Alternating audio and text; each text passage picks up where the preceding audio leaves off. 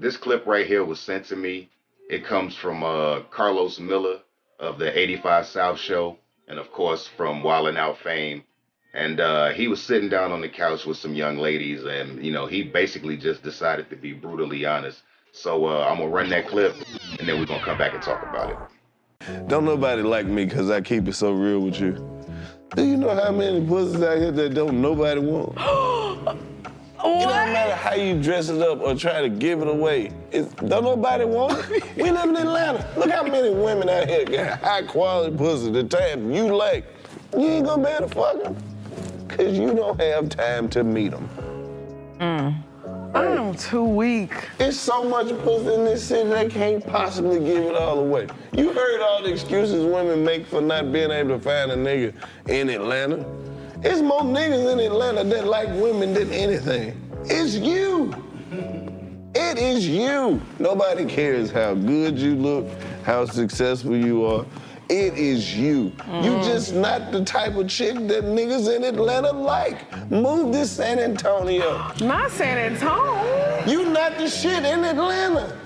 You feel entitled to a nigga. Oh, I'm a good woman. Who validated this? Show me some notarized paperwork that proves what the fuck you're saying is true, ma'am. Niggas in Atlanta be liking niggas too, but ain't nothing wrong check with this out. But ain't nothing wrong with that This either. why we need shit like this. Well, you know the type of clown-ass women in Atlanta?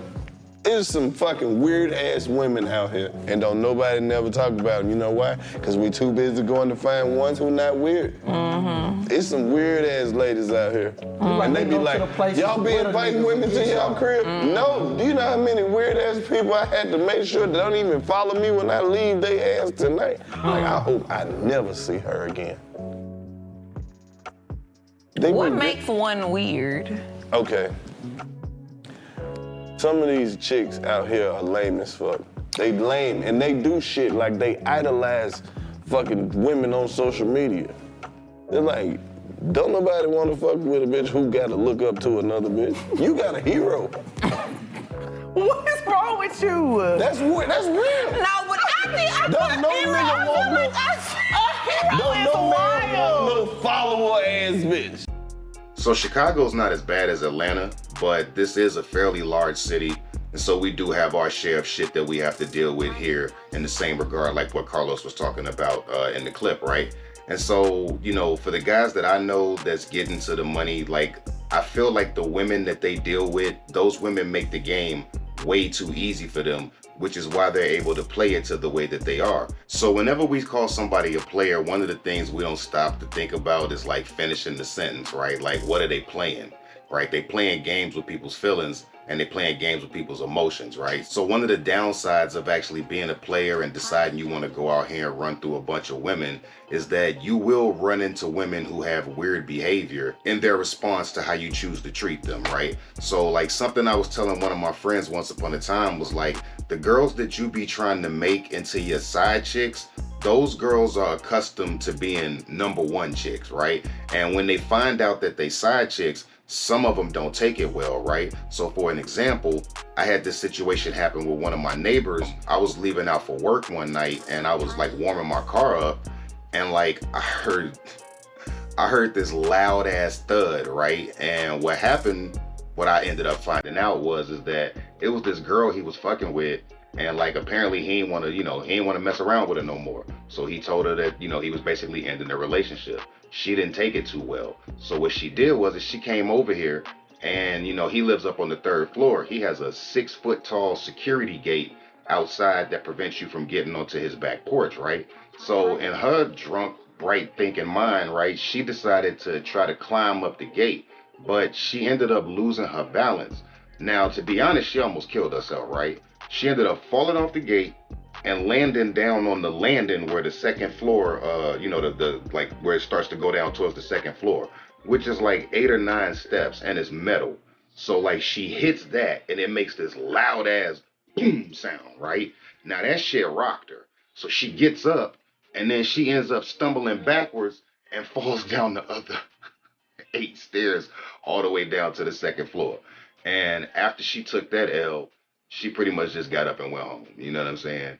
And then after that, it was another time when I came out and like, I was leaving out for work and I seen this car pull up and I seen her get out and I ain't really know who she was at that point, right? And next thing I know, I see a person just start throwing eggs on his truck, you know what I mean? And then she pull off and then he come out the crib and I got to, explain to him that, yeah, she just pulled up and egged your truck.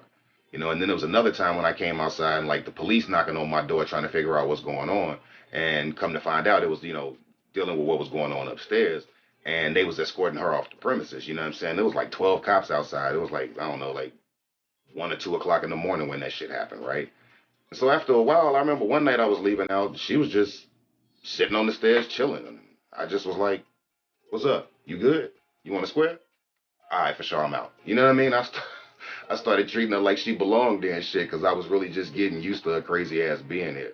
So, the point of that is like, I get it. She had let her feelings get wrapped up into that situation. But the reality is that her behavior, as crazy as it is in that moment, I could imagine that's probably what led to him deciding that he didn't want to mess with her in the first place. But like I tell all my homies, you got to know who you messing with and do a better job of not just trying to be a player and running through everybody because you never know. You might get somebody trying to climb through your window or be on some crazy stalker shit. And it's really not worth it out here when you really just trying to hook up with somebody. And all things considered, for a dude like him, to be honest with you, he's got a decent living. He drives a nice vehicle. It's not going to be a shortage of women that want him. So for a woman like that to be going through those extremes, it just don't make sense. Like, just pick yourself up, go on out here and get somebody else, because she wasn't a bad looking person overall. Like, there will be somebody out there that will take you. It's just that she let her emotions get wrapped up in this dude. And instead of just taking it, like a champ, she basically went out in one of the worst ways I've ever seen somebody go out. But that's it for this video. As always, make sure you hit the like button, drop a comment down below. If you're new to the channel, make sure you hit the subscribe button and the notification bell for future content. I'm your man D Cannon. This is the Dust Up, and I'm out.